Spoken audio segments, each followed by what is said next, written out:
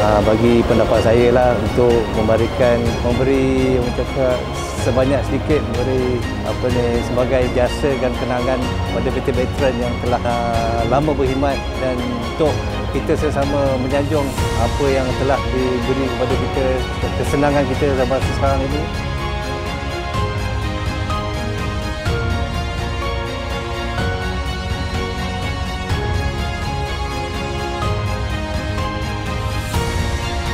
Mudah-mudi hari ini begitu semangat, selalu tangkap gambar dengan kami.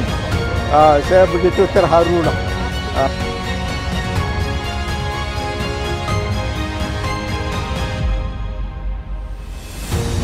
Saya rasa inilah kali pertama selama saya dalam JEF dan veteran. Inilah hari pertama saya dapat berkumpul dan menyambut veteran yang ke-103 ni. Penuh gemilang, saya kata, dan macam-macam action pun ada kan.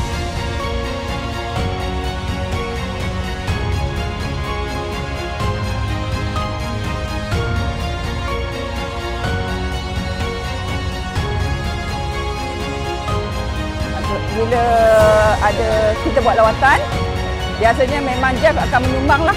Kita mohon, JEF akan menyumbang macam susu, pampers dan sebagainya lah, macam-macam.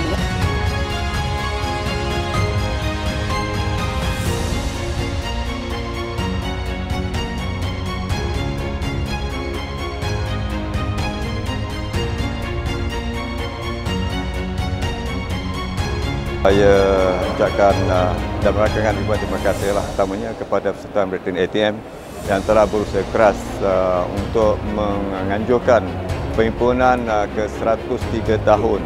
Melihat daripada segi perubahannya daripada 1922 lagi sehingga sekarang ni, dan sejajar dengan umurnya, bukan saja peserta ini berorientasikan kepada kebajikan, namun mereka melebarkan sayap ke arah peningkatan sosio-ekonomi. Ini adalah amat penting.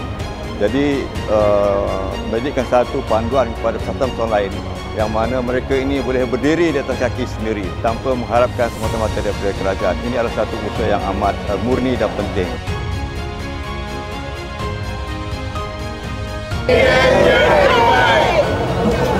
JEF ATM paling terbaik. JEF ATM dan JEF Negeri Sembilan Melaka ni yang terbaik. JEF ATM sentiasa terbaik.